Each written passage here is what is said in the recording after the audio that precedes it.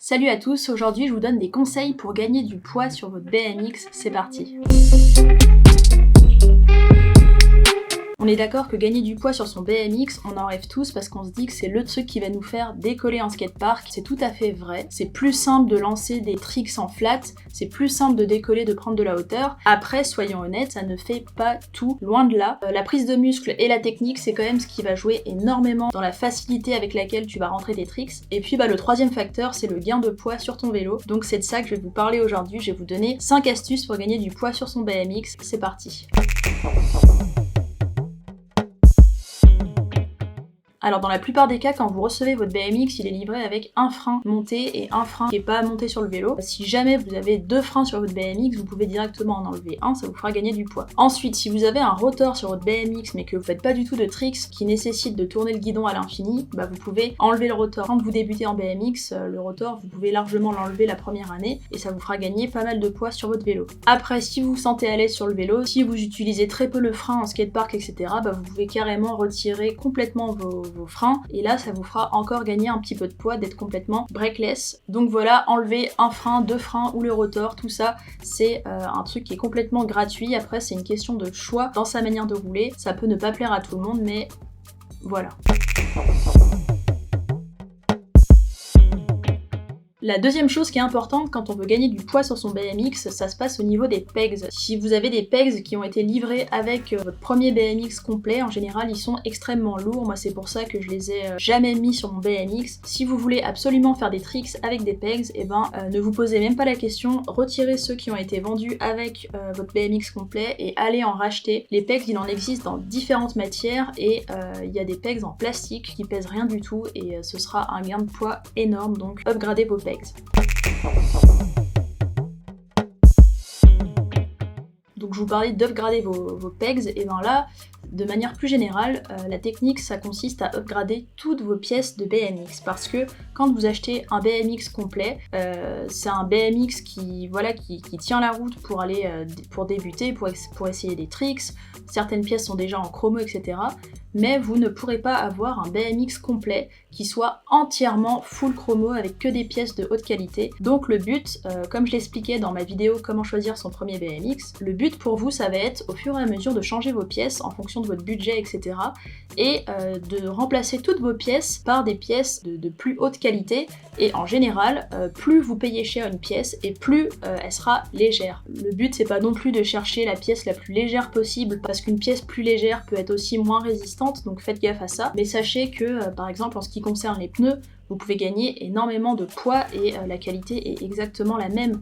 Pareil, si vous prenez un cadre full chromo, il sera ultra résistant et beaucoup plus léger que si vous avez un cadre qui est partiellement en chromo. Donc ça vaut vraiment pour toutes les pièces. Les pièces importantes pour gagner du poids, selon moi, à changer en priorité, ce sont les pneus, le cadre, la fourche, le pédalier et le guidon. Ça, c'est vraiment les 5 pièces qui vous feront gagner le plus de poids sur votre vélo. Sachez toutefois que quand on upgrade ces pièces, il y a une part de bricolage qui est obligatoire, donc ne vous inquiétez pas, changer un cadre ça peut faire peur, ça peut prendre toute une après-midi, mais voilà, ça se fait, il y a des tutos sur YouTube, donc n'hésitez pas à les regarder. Et puis si tu veux vraiment un BMX qui soit ultra résistant et qui soit ultra léger, t'es obligé d'upgrader tes pièces, donc au bout d'un moment ça devient un passage obligatoire, donc voilà.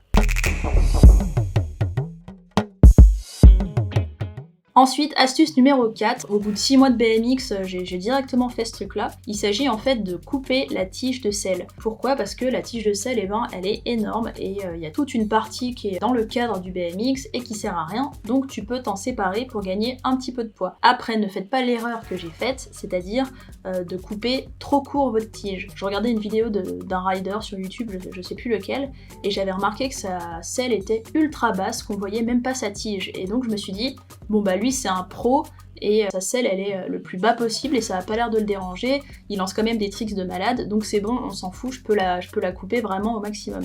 Et donc c'est ce que j'ai fait, et j'ai coupé ma tige de selle vraiment de manière à ce que je puisse juste en fait l'installer sur le cadre et la fixer quoi. Mais en fait à l'intérieur du cadre là dedans il n'y a plus rien quoi, je l'ai vraiment coupé à ras. Et le souci avec ça c'est que il y a certains tricks où c'est quand même plus simple de saisir le cadre avec tes genoux et de saisir notamment la selle avec tes genoux. Par exemple, si tu fais un bar spin en sortie de courbe, ça peut être pas mal de saisir la selle en fait avec tes genoux pour garder de la stabilité en l'air, et puis comme ça, hop, tu lances ton bar spin, ou je sais pas pour d'autres tricks. Et moi en fait quand je suis en l'air, bah mes genoux ils peuvent rien saisir du tout quoi. Je peux pas maintenir mon BMX en l'air avec mes genoux parce que la selle est trop basse en fait. Et puis l'autre inconvénient aussi quand tu coupes la tige de selle trop courte, c'est qu'en fait quand tu roules après en ville ou quoi sur ton BMX, et ben quand tu t'assois sur la selle, tu peux même plus pédaler quoi. Enfin moi quand je suis assis sur mon BMX, je suis obligée d'être debout en permanence tout le temps. Ou alors si je m'assois, bah c'est juste en descente quoi, mais je peux pas pédaler. Donc faites pas cette erreur là et essayez de couper un maximum, mais en gardant quand même un peu de jeu quoi au niveau de la tige pour que votre selle soit pas trop basse sur votre cadre. Enfin, on arrive à la 5e astuce. En fait, c'est une astuce que j'ai appris en skatepark, en discutant avec un rider, un streeteux. En fait, on discutait et puis je regardais son guidon et je remarquais qu'il était quand même plus court que le mien. Et en fait, il m'a tout simplement dit qu'il avait scié les bords de son guidon. Et ça, c'est un truc auquel j'avais pensé, notamment le jour où j'avais scié ma tige de selle. Et je m'étais dit, ouais, mais peut-être qu'au niveau de la stabilité en l'air, etc., si tu coupes ton guidon, c'est peut-être mauvais. Mais finalement, ça a pas l'air puisque le rider du coup que j'ai rencontré dans mon skatepark local, et ben il avait coupé son guidon et du coup je pense que c'est beaucoup plus simple pour envoyer des bar spins. Et même par exemple moi en ce moment j'essaye de faire le X-up et je galère à le rentrer complètement et souvent je me prends le guidon dans le genou quand j'essaye de le faire. Donc je suis persuadée qu'avec un guidon plus court ça me faciliterait énormément de tricks. Donc ce que je vais faire c'est que je vais le faire tout de suite, on va le faire ensemble. Je vais couper les rebords du guidon. C'est parti.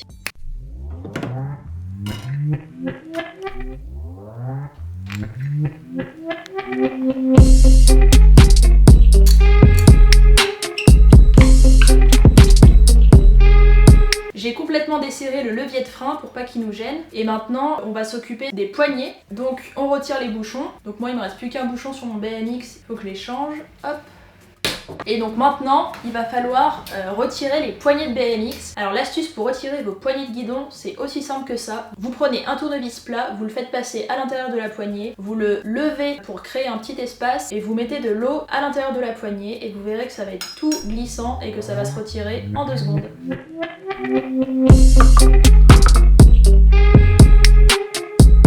Un petit chiffon pour nettoyer l'eau qu'on a fait tomber par terre. Ok, donc là l'enjeu ça va être de couper la même longueur de chaque côté et de pas le couper trop court non plus. Bon allez, je vais faire 2,5 cm.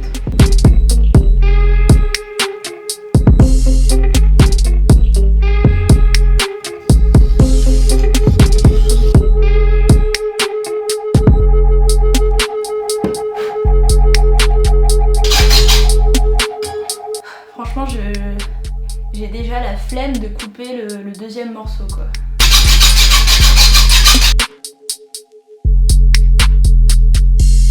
Alors est-ce qu'on se l'enlève comme ça?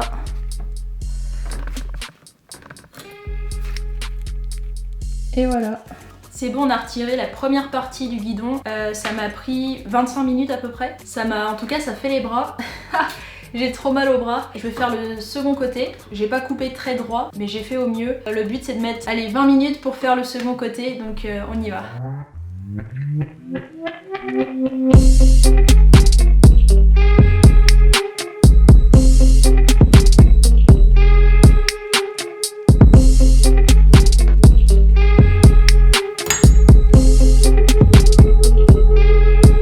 Ok, donc c'est bon, on a coupé les 2 extrémités. Ça fait trop bizarre. Voyons voir un petit bar spin avec cette nouvelle configuration.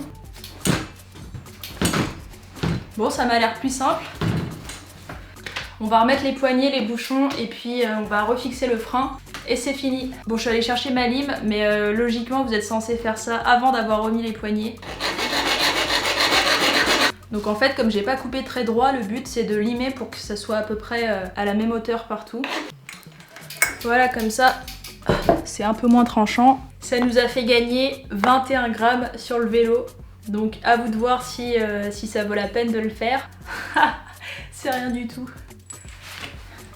Bon je vous ai donné toutes les astuces que je connaissais pour essayer de gagner un peu de poids sur votre vélo. Je vous rappelle encore une fois que ce qui compte, c'est vraiment pas d'avoir le BMX le plus léger du skatepark, c'est vraiment de s'entraîner, d'améliorer sa technique, d'améliorer les mouvements et de gagner en musculation. Et c'est ça qui fera que vous progresserez.